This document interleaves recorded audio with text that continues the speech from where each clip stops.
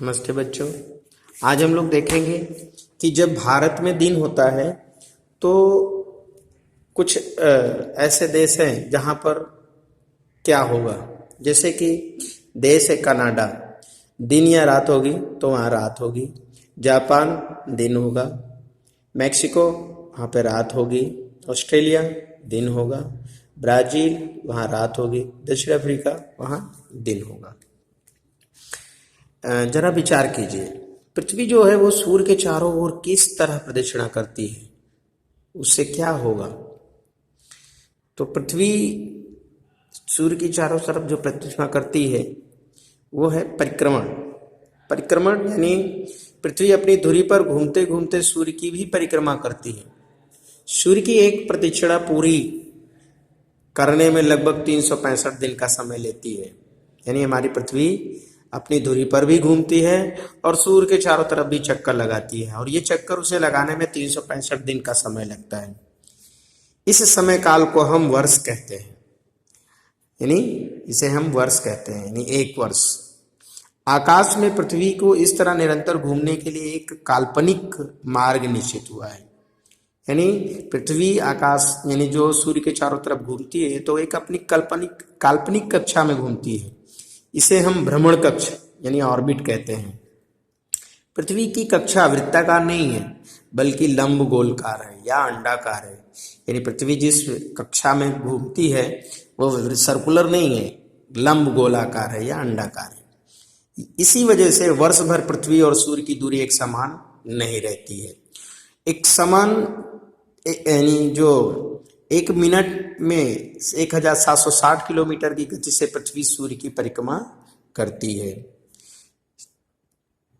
अब पृथ्वी जो है सूर्य की परिक्रमा करती है, उस वजह से जो दिन और रात है, जो समय है, और सूर्य और पृथ्वी के बीच की जो दूरी है वो एक समान नहीं रहती है, और दिन रात में भी अंतर रहता है। और पृथ्वी की इस परिक्रमा करने के कारण ही सूर्य के चारों तरफ जो परिक्रमा करती है उसकी वजह से ऋतुएं होती हैं। पृथ्वी सूर्य की प्रदक्षिणा या परिक्रमा करती है। पृथ्वी की एक परिक्रमा के समय काल को एक वर्ष मानते हैं। इससे ऋतुएं होती हैं।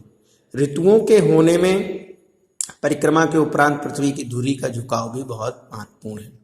पृथ्वी जो है अपनी धुरी पर 23.5 अंश झुकी हुई है, अपनी धुरी पर, जैसे लट्टू की तरह जब घूमती है तो।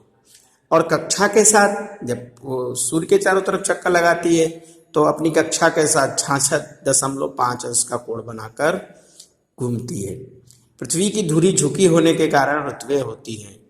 उसी तरह दिन रात भी बड़े छोटे होते हैं। अब यहाँ पर समान रात दिन, सूर्योदय और सूर्यास्त का समय, ये आपको प्रवृत्ति करनी है। दर्शन एक कैलेंडर, आपको एक कैलेंडर लेना है, उससे नीचे सारणी को भरना है। क्रम 1 2 3 4 यानी 8 तक दिया है।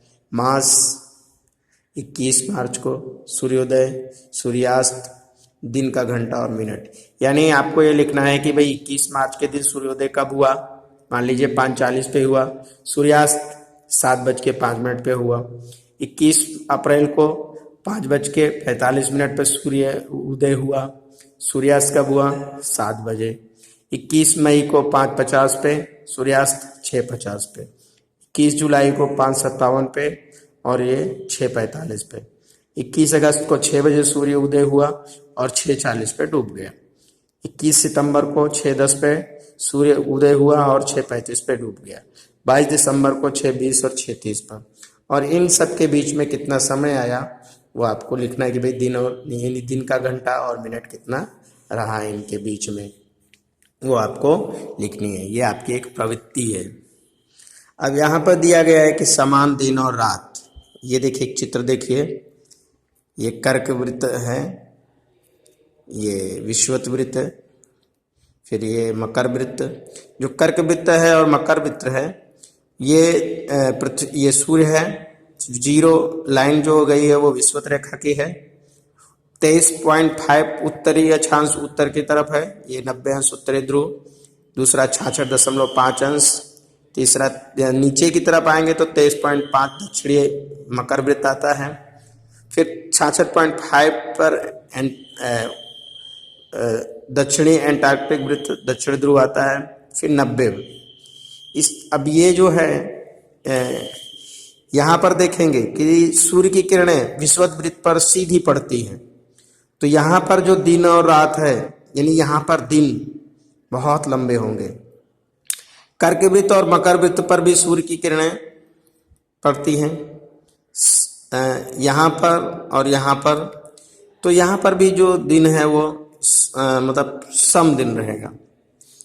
और 23 पॉइंट से 66 पे ले जाने पर जो है यहाँ पर भी समान रूप से गर्मी और सर्दी रहेगी, और उत्तरीय अक्षांश पर और दक्षिणी अक्षांश पे।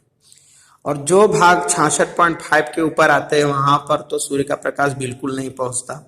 उत्तरी ध्रुव में ले लो या दक्षिणी ध्रुव में ले लो, तो वहां पर खूब ठंडी पड़ती है।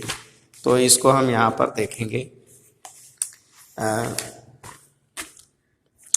अंधकार और प्रकाश की काटती दोनों ध्रुवों को जोड़ती एक सीधी रेखा स्पष्ट होती है, जिसे हम प्रकाश वृत्त कहते हैं। बड़े छोटे रात दिन 21 जून को कर्क रेखा और 22 दिसंबर को मकर रेखा पर सूर्य की किरणें एकदम सीधी पड़ती हैं। जहां पर सूर्य की किरणें सीधी पड़ती हैं वहां और उसके आसपास के क्षेत्र में दिन बड़ा होता है। जहां सूर्य की किरणें तिरछी पड़ती हैं वहां दिन छोटा होता है। दोनों वृत्त वृद्ध गोलार्ध में है। देखिए ये सूर्य है, विषुवत वृत्त पर सूर्य की सीधी किरणें पड़ती हैं, कर्क वृत्त मकर वृत्त, तो यहाँ पर खूब गर्मी रहती है। और जिस भाग में तिरछी किरणें पड़ती है वहां पर दिन और रात में अंतर आता है। इसीलिए उत्तरी और दक्षिणी गोलार्ध में स्थित एक दूसरे के विरुद्ध रहते हैं। आकृति देखकर नीचे के प्रश्नों के उत्तर लिखिए। 21 जून को कर्क रेखा पर कितने घंटे उजाला रहता होगा? तो ये देखिए चित्र। तो 21 जून को कर्क रेखा पर तो लगभग यहां पर जो है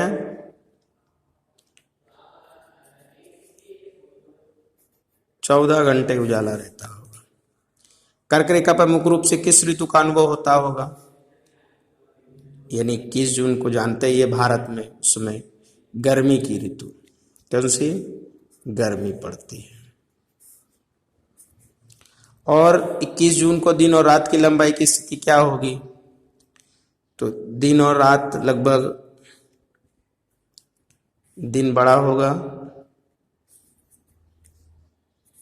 दिन जो है बड़ा होगा और रात छोटी होगी,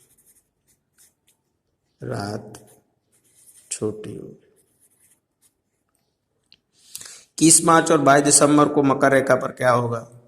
तो यहाँ पर जो 21 मार्च 22 दिसंबर को ये जो दिन है वो सबसे बड़ा, यानी जो दिन है यहाँ पर सबसे बड़ा होगा मकर रेखा पर। ऋतुएं। पृथ्वी अपनी धुरी को एक ही दिशा में झुकाकर सूर्य के आसपास घूमती है, जिससे क्रमशः उत्तरी ध्रुव सूर्य के सामने आता है। सूर्य की सीधी किरणें विषुवत वृत्त के उत्तर या दक्षिण में पड़ती हैं। ऐसा होने से ही दिन और रात की लंबाई में अंतर होता है। जैसे जैसे वर्ष बीतता है वैसे अधिक समय सूर्य प्रकाश वाले क्षेत्र में गर्मी और कम समय वाले सूर्य प्रकाश वाले क्षेत्र में ठंडी का अनुभव होता है। 21 मार्च से 23 सितंबर तक उत्तरी गोलार्ध में गर्मी रहती है।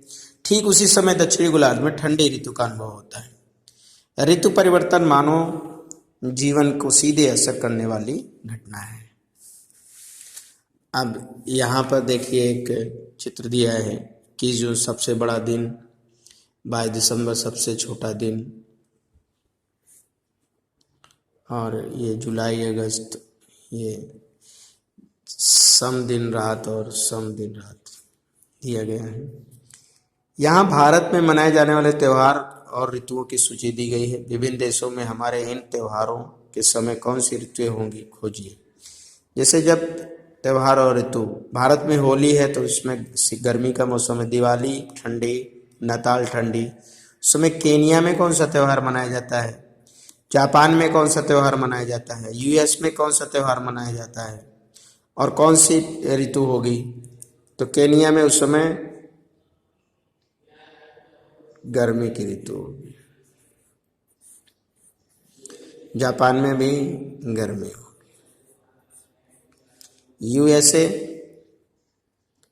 उस समय वहाँ शीत ऋतु होगी। ऑस्ट्रेलिया वहाँ ग्रीष्म ऋतु, ग्रीष्म। कनाडा शीत ऋतु। चीन ग्रीष्म ऋतु। अब मध्य रात्रि का सूर्य, ये नॉर्वे में मध्य रात्रि का सूर्य, ये फोटोग्राफ जो है अलग अलग समय पर लिया गया है। ये देखिए,